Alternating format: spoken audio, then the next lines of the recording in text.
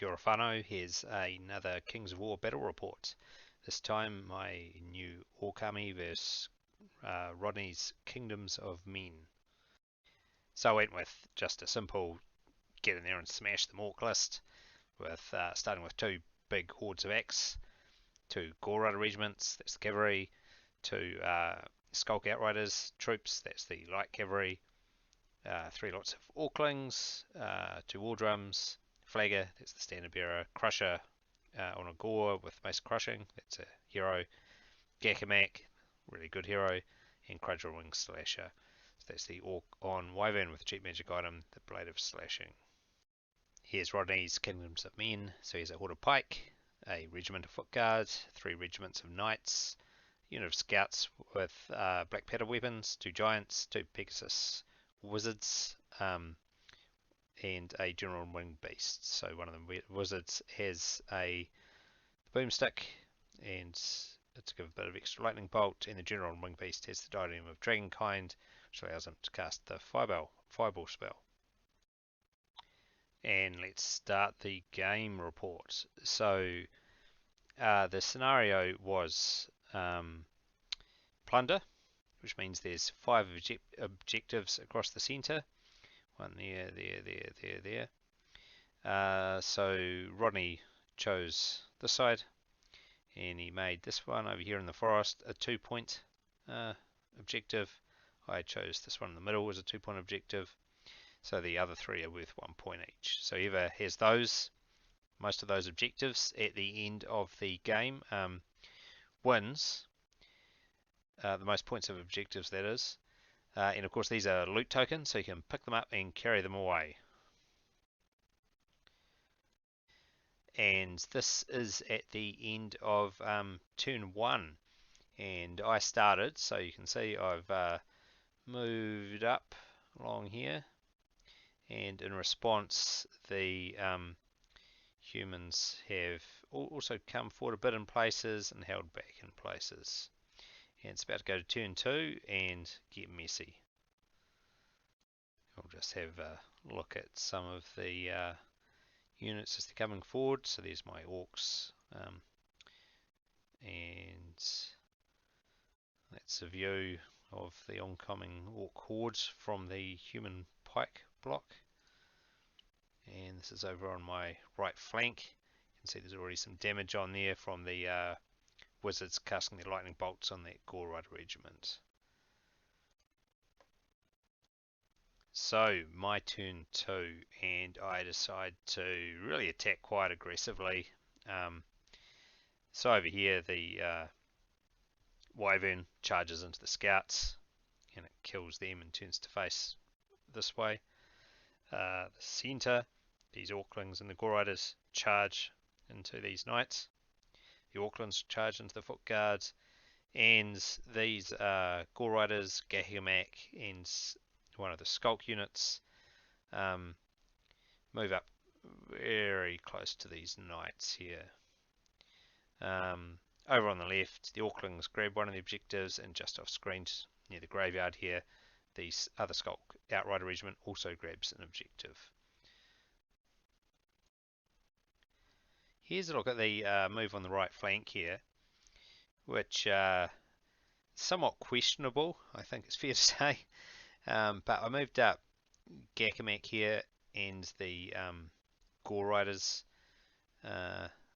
with these Skulks in line. And the idea is that Gakamak and these Gore Riders should hopefully be able to really inflict a bit of pain here on these Knights, and with standard charge. Meanwhile, this will block the other Knights unit. So that's the hope. And here's the end of my second turn.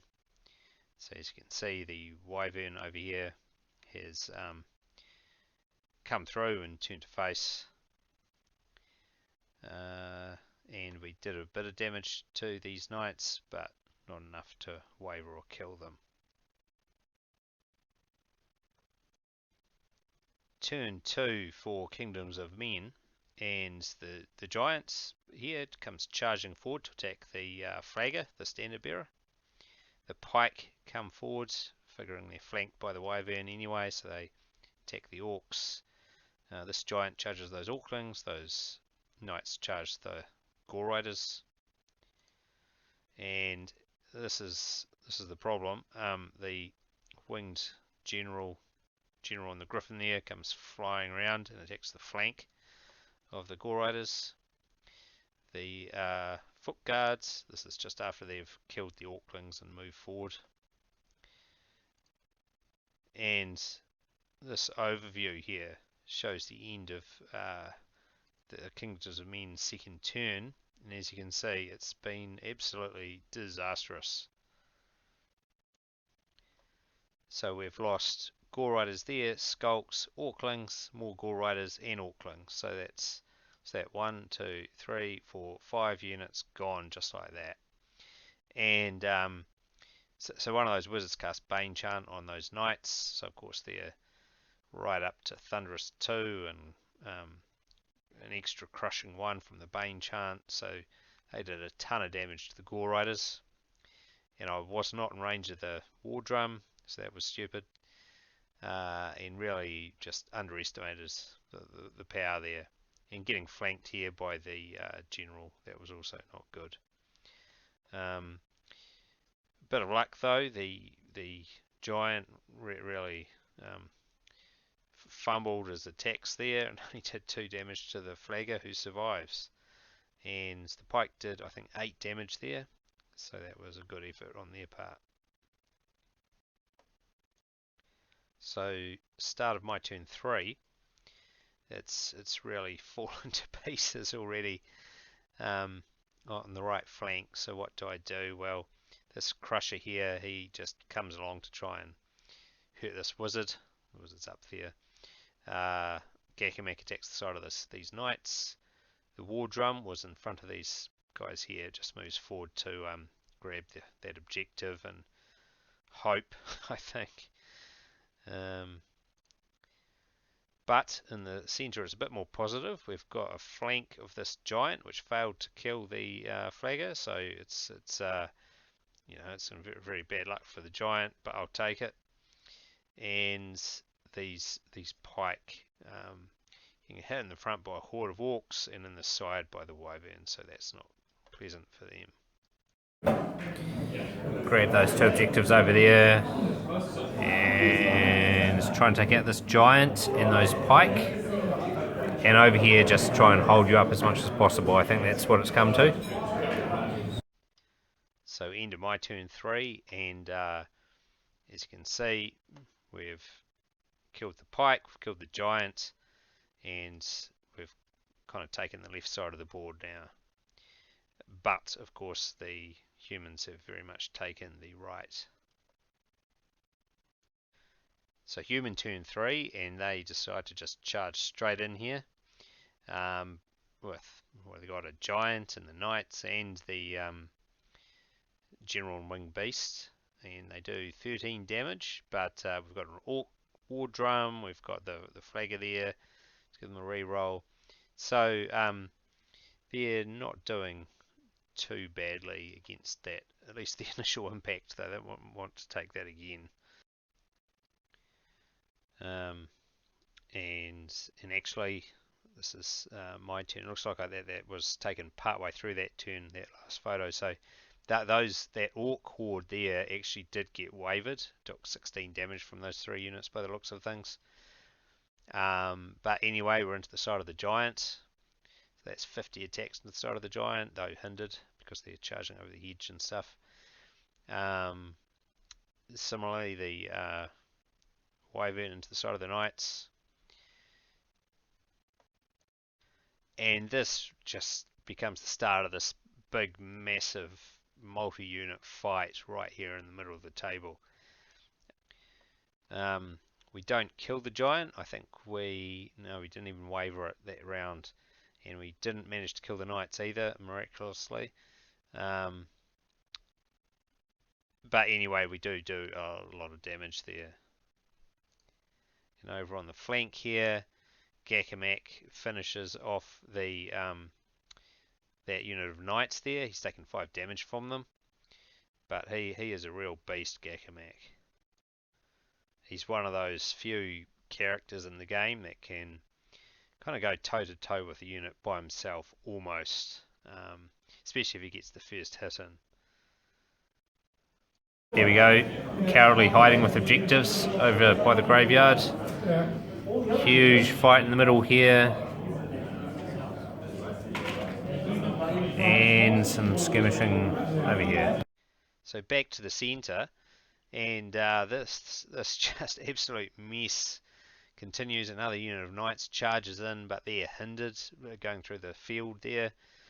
And of course these orcs, they're hindered, they can't fight back. So I think, yeah, so that unit of orcs dies. The knights follow up here. We've taken 12 damage. That 8 there, that's actually on the wyvern from its getting hit. The giant there, it's not taken as much damage as one might hope, and it's swinging back against the orcs. It's just a mess. So next round, and the orcs had actually wavered the giant now, which is up to 11 damage. These Flagger and War Drum have charged into the knights. The wyverns charged into the general there and done 6 damage. What happens next? Yes, so these knights killed off the War Drum. And I think that the Griffin here had some bad luck and didn't manage to damage the wyvern that turn somehow. So the knights charge in against the orcs. The general, the giant, she's wavered. And these knights are badly injured. I think I'm just trying to finish them off with this Flagger, the standard bearer there. He has one attack. It's crushing. You know, he just needs to get a bit lucky. So here's the Flagger who did actually manage to finish off the knights and then backed off. And I mean, this was just an absolute mess here in the middle. And I think this was turn 6, and I thought I better get the objectives, because the situation is this giant has got the egg that's worth 2 points. The foot guard over on the right flank, they've got their one that's 2 points, and I've got, so that's 4 for the Kingdoms of Men. And I've only got 2 off over on the side. So the wyvern flies off to grab this one and head towards the one over here. So if it can get that, then that'll be, you know, quite a decisive victory to the orcs. And I mean, Gakamak here has been just repeatedly attacking and wavering these foot guard here, and they've been retreating back through this forest just to make sure Gakamak's hindered. Nonetheless, he's done, I think, 10 damage to them. So this here is the situation at the end of turn 6. So the Kingdoms of Men have 2 points objective there, and a 2-point objective there. And if it ends at the end of this turn, then the humans are going to win with 4 points to 3 points. But Rodney rolls a 6, and it goes to turn 7, 50% chance of that happening. So I've only got one option here. What has to happen is my wyvern charges into the flank there along with Gakamak and takes out this foot guard unit, and then it turns around, and because it destroyed that unit, it gets that objective. So it's now got to hold off from this Griffin attack, and that will decide the game. And here we are. So the Griffin comes in, and sadly that is it. It manages to kill off my wyvern, takes all the objectives, which is 4 points. So at the end of the game, the humans have, Kingdoms of Men, they have 5 points total, 1 held by the giant, 4 held by this general, and I have 2 over on the far side. And that was the game. So it came down to the last combat, which is always a good game, and swung back and forth. So great game overall. They got away. So they got their treasure chests, but sadly the middle was lost, and over here, goodbye to the wyvern, which means you get all that loot. So yeah. So a great game, and just a few concluding thoughts on lessons learned. Number one, I was far too aggressive with my cavalry in this game. Just really overestimated its ability to hold up to the charges of the human cavalry, especially with the wizards supporting them. And it was also unnecessary anyway, because I had my wyvern had won the other flank and could come across to support, but I was too impatient, just charged in there, and it all went horribly wrong. But it was a good lesson. Rodney's been chopping and changing his Kingdoms of Men list about a bit.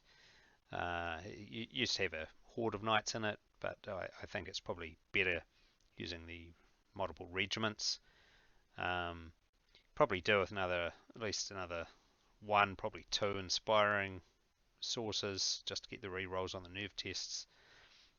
One This one very inspiring Griffin is pretty good, but a bit more might help.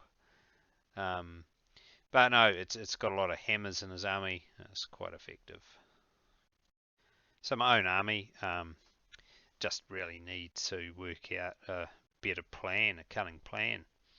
I mean, sure, I can change units around a bit, but that's often a recipe for not really learning how to use an army well. You need to just stick with it a bit and keep playing with the same units and see how you can get the most out of them, I think. So that's what I'll be doing, largely. All right, thank you very much.